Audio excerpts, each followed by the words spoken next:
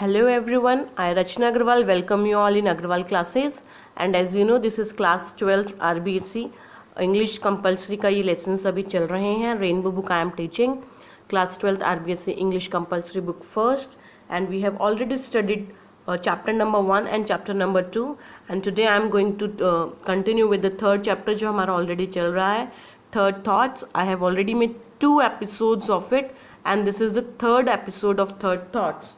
As you know, the writer is E.V. Lucas, and I have already told in previous videos that the essay, this is an essay or narrator has explained his humorous coinage based on the idiom of second thoughts. Second thoughts means opinions or resolutions reached after reconsideration. In this, the author goes on reconsideration and changing his opinion directed by his selfish motives. So I have already told that he was not a good businessman, but something happens that makes him a successful dealer because he purchased a painting that was a famous painter's painting, and he purchased it at 10 shilling, and he was able to find a buyer for it, and he sold it for 50 pounds. So I hope you might have watched those videos for complete detail of this paragraphs. And yesterday I have explained in my previous video, the previous video of this video, I have explained this paragraph at about 3:30 a.m. He woke up around 3:30 in the morning, and narrator began to review his life's errors. He began to examine and re-examine the letter that he had written and he was about to send to the dealer. He came to the conclusion of sending only 10 pounds. Earlier he was sending 25 pounds, but now he decided that he concluded that 10 pounds would be sufficient to the dealer, because as per him, it was the narrator's eye that had detected the probability of the drawings and not the dealer. The dealer did not know his own business and indeed failed. So he should not send 25 pounds or half of the profit. He sold it at 50 pounds, so he earned profit of 49 pounds and 10 shillings. So earlier he thought that he should share half of the profit, but now, as I have explained, he thought that he should share only 10 pounds. Let me explain it in Hindi, whatever I have explained. लगभग morning में सुबह 3:30 AM पे जब वो उठा था, तो उसने अपने मॉर्निंग की एक्टिविटीज़ के अंदर वो एक रिलैक्सेशन एक्टिविटी करता था कि जो एरर्स उसके हो रही हैं उनको वो एग्जामिन करता था ताकि रिलैक्स हो सके. तो वो जब उस बारे में थिंकिंग प्रोसेस में वो था, तो he just reach to the thought of that letter, जो उसने लेटर या नोट जो लिखा था टू द डीलर जिनसे उसने पेंटिंग खरीदी थी, and started examining and cross examining. और उसने फिर उस लेटर के बारे में जब सोचा, तो वो इस कंक्लूजन पे पहुंचा कि उसको हाफ ऑफ द प्रॉफिट भेजने से अच्छा है कि 10 पाउंड ही मैं उसको भेजूं, क्योंकि ये तो मैं ही था जिसकी आंखों ने उस चीज़ को आइडेंटिफाई कर लिया. अदरवाइज उस डीलर को तो आइडिया ही नहीं था कि वो इतने फेमस पेंटर की पेंटिंग है. तो मैं इतना इम्प्रैक्टिकल क्यों बनूं, मैं इतनी उदारता क्यों दिखाऊं, जो बोनस मैंने कमाया है, जो प्रॉफिट मैंने कमाया है, वो मैं किसी के साथ शेयर क्यों करूं. Now we will study from here. Sleep still refusing to oblige me, I took a book of short stories and read one. Then I closed my eyes again and again, began to think about the dealer. Why? So many thoughts ran. Send him 10 pounds. It will only give him a wrong idea of his customers, none other of whom would be so fair, so sporting as I am. He will expect similar letters every day and be disappointed, and then he will become embittered and go down the vale of tears, a miserable creature. He looked a nice old man too. A pity, nay, a crime, to injure such a nature. No, 10 pound is absurd. 5 would be plenty. 10 would put him above himself. Now let us have a quick view about the hard words of this paragraph. Oblige means to force somebody to do something.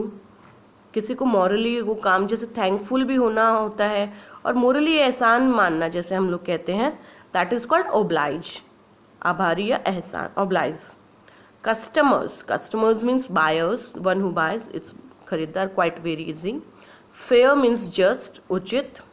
Sporting means generous, उदार हृदय वाला, सहयोगी स्वभाव वाला, खुले मन वाला, खुले हृदय वाला. Sporting. Then the next word comes is expect, hope या आशा. Disappointed, dejected means निराश होना. Embittered bitter word से बना है, it means bitter, करवाहट से भर जाना या भर जाएगा. Wail of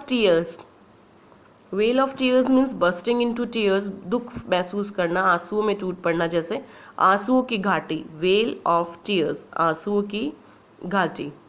Then the next word is miserable, it means poor, दयनीय, अत्यंत दुखी. Creature means living organism, जीव या प्राणी. Then the next word is absurd means unreasonable, बेतुकी. Plenty means more than enough, जैसे थोड़ा ज़्यादा होता है उसको हम कहते हैं plenty. हिंदी इट मीन्स अधिक, काफ़ी से अधिक. ये जो लास्ट वर्ड आया है इस पैराग्राफ में, 10 would put him above himself. Put him above himself मतलब उसकी जो हैसियत है, उसका जो थिंकिंग है, जो लेवल है, उससे उसको कहीं ज़्यादा नहीं हो जाए. तो ये मैंने इसके थ्रू एक्सप्लेन किया है कि पुट हिम अबव हिमसेल्फ, उसके लेवल से ज़्यादा हो जाना, उसकी हैसियत से ज़्यादा हो जाना. Now let us understand the paragraph. So let us understand this paragraph. Sleep still refusing to oblige me, मतलब जैसे नींद उसको आ नहीं रही थी, नींद का उसके ऊपर एहसान नहीं हो रहा था, नींद का कोई उसके ऊपर कर्म नहीं हो रहा था, नींद जो उसके आंखों में नहीं आ रही थी. I took a book of short stories, मतलब कि नींद उसको आ नहीं रही थी, नींद उसके ऊपर आभार करने से मना कर रही थी. इसका मतलब यही हुआ ना कि उसको नींद नहीं आ रही थी. So what he did, he just took a book. पढ़ने से थोड़ा नींद आ जाती है, आंखें भारी हो जाती है, तो he use that technique. He just took a book, उसने कहानियों की स्टोरीज की एक बुक ली and started reading it.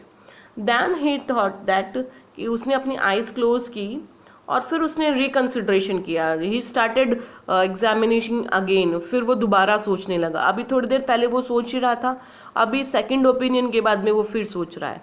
Actually earlier he thought that he should give half, then he thought 10, now he is again reconsidering that few. उस thought के ऊपर वो क्रॉस एग्जामिनेशन फिर कर रहा है. तो we again begin to think about the dealer. फिर उसने दोबारा आंखें बंद करने के बाद में उसी डीलर के बारे में सोचना जब शुरू किया, तो फिर वो क्या सोचता है, वाई, क्यों, मेरे थॉट्स इस डायरेक्शन में क्यों जा रहे हैं. सेंड हिम 10 पाउंड्स, मैं उसे 10 पाउंड भेज दूँ, क्यों 10 पाउंड भेजूँ, ऐसे नहीं करना चाहिए मुझे. It will only give him a wrong idea of customers and none of other whom would be so fair. ऐसे करने से तो मैं उसके साथ में गलत करूँगा, उसका जो डीलर है उसके मन में ही गलत विचार आने लग जाएंगे कि ग्राहक जो होता है वो इतना फेयर कैसे हो सकता है. सो स्पॉटिंग, इतना उदार हृदय का, इतना खुश हृदय का या अच्छे स्वभाव का कोई कैसे हो सकता है जितना कि मैं हूँ. And he will expect similar letters. जैसे अगर आज मैंने उसको लेटर डाल दिया एक थैंक यू के साथ में कि आपकी पेंटिंग बहुत अच्छे भाव में बिकी, तो उसका प्रॉफिट मैं आपके साथ में शेयर कर रहा हूँ, तो क्या सभी ऐसे होंगे उदार हृदय के? नहीं. ही विल एक्सपेक्ट, वो उम्मीद करने लगेगा, वो आशा करने लगेगा ऐसे ही लेटर्स की हर रोज़. और जब उसको नहीं मिलेंगे, क्योंकि मेरे जैसे तो अच्छे लोग और होंगे नहीं, खुद ही वो सोच रहा है, और जब उसको लेटर्स नहीं मिलेंगे तो वो निराश हो जाएगा, डिसअपॉइंटेड हो जाएगा. और जब वो डिसअपॉइंटेड हो जाएगा, ही विल बिकम इम्बिटर्ड, उसका मन कड़वाहट से भर जाएगा, बिटरनेस से भर जाएगा, और वो वेल ऑफ टीयर्स के अंदर एक मिजरेबल क्रिएचर बन जाएगा. मतलब जब इंसान को दुख होगा तो मतलब मन उदास होगा तो आंसू आएंगे, घाटी में डूब जाएगा आंसुओं की, और एक मिजरेबल क्रिएचर बन जाएगा, एक पिटी पर्सन बन जाएगा, एक दयनीय पर्सन बन जाएगा. तो मुझे ऐसा नहीं करना चाहिए, मैं उसका अच्छा करना चाहता हूँ, ये तो उसके साथ गलत हो जाएगा.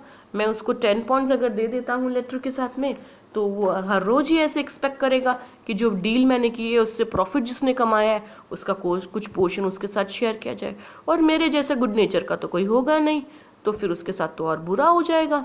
तो उसके मेरे को ऐसा नहीं करना चाहिए. वो एक अच्छा इंसान है.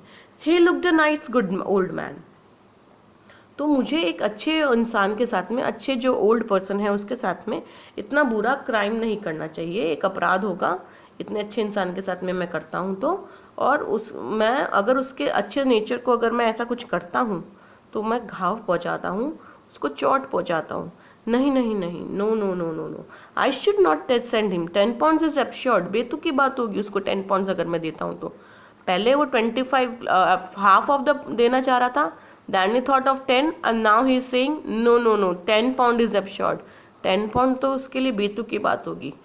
5 वुड बी प्लेंटी, 5 बहुत ज़्यादा होंगे, इनफ होंगे, सफिशिएंट होंगे, मोर देन सफिशिएंट होंगे 5 पाउंड्स अगर मैं भेज देता हूँ तो, है ना। 10 would put him above himself, 10 भी उसको हैसियत से ज़्यादा होंगे तो 10 भेजने से कोई मतलब नहीं है ना।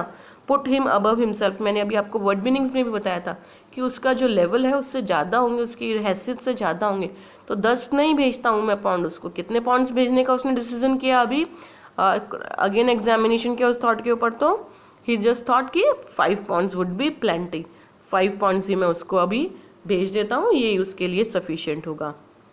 तो आप समझ पा रहे हैं चैप्टर को कि वो रिकंसिडर कर रहा है। हाफ से 10, 10 से 5 तक तो अभी आ गया है, और रेस्ट आगे वो क्या करेगा वो हम लोग बाद में देखेंगे। But I hope you might have understood this paragraph very well, and you might have jotted down the word meanings and understood well.